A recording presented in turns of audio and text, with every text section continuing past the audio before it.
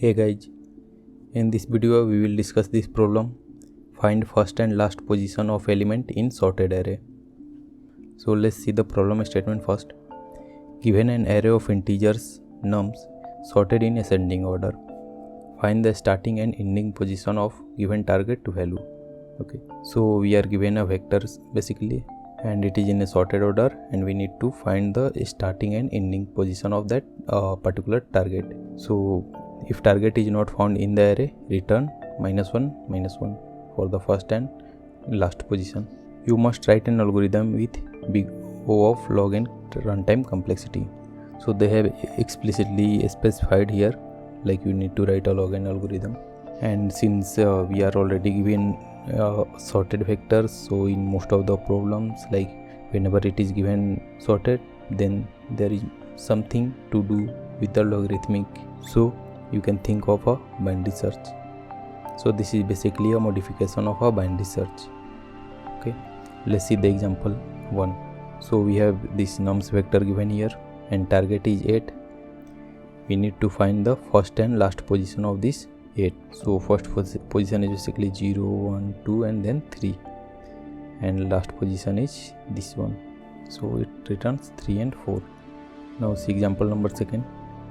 Given this nums vector in a sorted form, target is 6, and since target is not present anywhere, then you need to return -1 and -1. Now see this third example here. We have num vector, empty vector, and there is a target which is 0. Since it is also not present, then it is returning -1. There will be one more case when only one target is present, there is no repetitive element. So in that case the output will contain the same indices, right? So we can do this using naive approach also, but the time complexity will be big O of n. So in that case it will show time limit exceeded error. So how to do with this log n algorithmic approach? Let's say this example, and where we have target is equal to 3. So what should be the output here? So first occurrence of 3 is at index 2 and last occurrence of the target is at index 4. So output should be 2 and 4. Alright. So in case of binary search, it returns the any occurrence of the particular target. So it do not say whether it is first occurrence or second or last occurrence. It simply returns wherever it finds the element. So we need to do some modifications there. And now since we need to find the first and last occurrence, we need to have two separate functions for that. For finding first element there will be separate one function, and for finding last occurrence there will be a separate function. So let's see. So look at this algorithm. This is very much similar to binary search, but this is a smaller online modification. Instead of returning the index, we are just updating our search space according to our need. So let's see how it is being done here. So at first iteration, mid is equal to beginning plus 2, that is 0 plus x by 2, and which is 3. Now mid is pointing to this index 3. Since element at index mid is equal to the target, so we will update our first occurrence and we will also update our search space. So our first occurrence will be updated to mid, which is 3. And now since we have already found the element, and now suppose we are doing this for finding the first occurrence of the element, so in that case where we need to search? Since we have already found the element, we do not need to search in the right search space, so we will reduce our search space to left. So in this case we will update our int to mid -1, right, and it will become 2. So now our int is pointing to index 2. Now our search space is this one. Now in second iteration, mid is equal to 0 plus 2 by 2, which is 1. So mid is pointing at index 1 and element at index 1 is not equal to the target, and element at index 1 is lesser than the target. So our search space would be right hand side of the mid. It will come to this condition and we'll update our search space. So at this point beginning will become mid plus 1. So beginning is also pointing to this end location. Now mid is equal to beginning plus end by 2, which is same, and 2 plus 2 by 2, that is 1. So mid is also pointing here, and element at mid is equal to 3. So we will update our answer to index is 2 and we'll update our search space to left side of it. So end equal to mid minus 1, which is 1. Alright, so now at this point beginning is mid plus 2 and end is 1. So we have exhausted our search since beginning is greater than end. Now we have got the updated answer, which is at index 2. So it is returning the first occurrence of the element. So similarly we can do for the last occurrence of the element, but for that there will be a one line modification, which is at this line. So in case of mid minus 1, beginning will be mid plus 1. Now let's code it. So first initialize our result.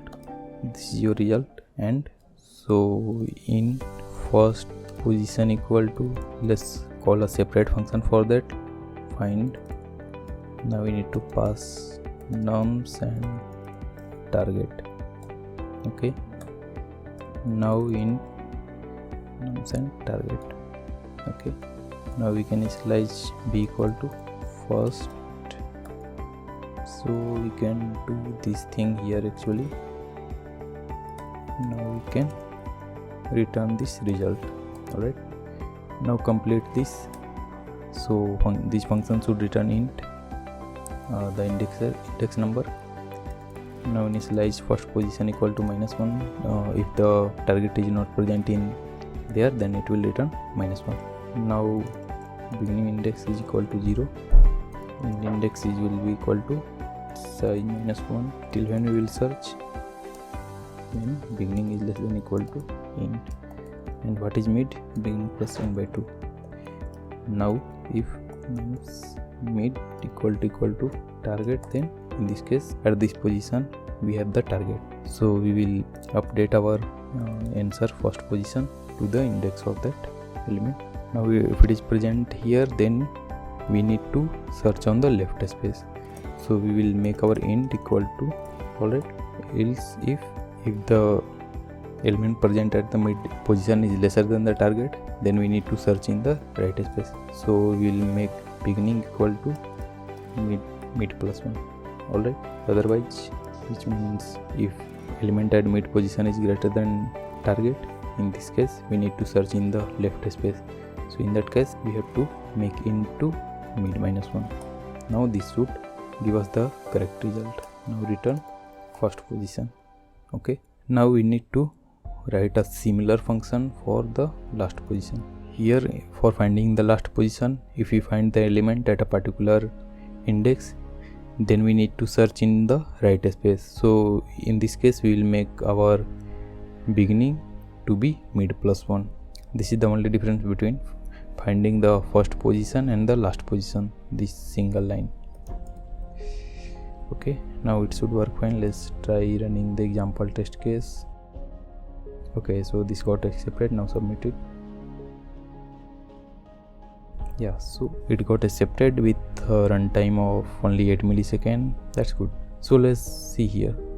What is the time complexity? Since we are using a modified binary search, time complexity for binary search is big of log n, because we are always dividing the search space into half, and so since we are calling these functions 2 times, so log n plus log n, which will be big O of log n basically. So time complexity here is big O of log n only. Alright, thanks for watching. Please like, share and subscribe.